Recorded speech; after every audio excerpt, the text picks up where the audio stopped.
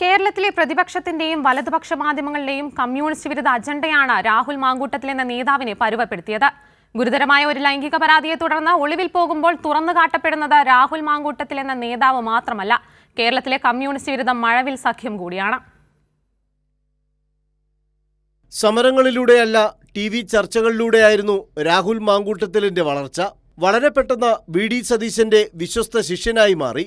മാധ്യമങ്ങൾ രാഹുലിനെ പുകഴ്ത്താൻ മത്സരിച്ചപ്പോൾ രാഹുലിന്റെ മാധ്യമ ശത്രു കൈരളി TV മാത്രമായിരുന്നു. ഞാനൊന്ന് പൂർത്തീകരിക്കട്ടെ. എന്തിനാണ് ഒരു ചോദ്യം പ്ലേസ് ചെയ്തിട്ട് ഇത്ര തിടുക്കം? എന്തിനാണ് കൈരളിക്ക്? കൈരളിയുടെ തിടുക്കമൊക്കെ എനിക്ക് മനസ്സിലാകും.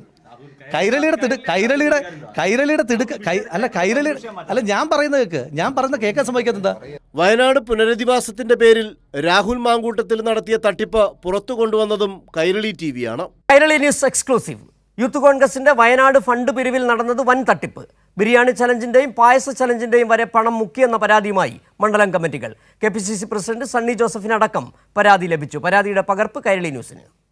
രാഹുൽ മാങ്കൂട്ടത്തിലിനെ പാർട്ടി പരിപാടികളിൽ പങ്കെടുപ്പിക്കുക, പ്രചാരണത്തിന് ഇറക്കുക, എല്ലാ സംരക്ഷണവും ഒരുക്കുക, ഇതിനെക്കുറിച്ച് ചോദിച്ചാൽ രാഹുലിനെ വളർത്തി വലുതാക്കിയ സതീശന്റെ പ്രതികരണം ഇങ്ങനെ: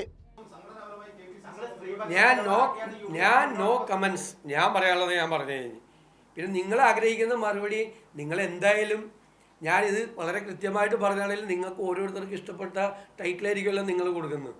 VD സതീശൻ അങ്ങനെ പറഞ്ഞു, ഇങ്ങനെ ഞാൻ പറയാത്ത കാര്യമായിരിക്കുമല്ലോ കൊടുക്കുന്നത്, പ്രത്യേകിച്ച് കൈരളിയും ദേശാഭിമാനിയും.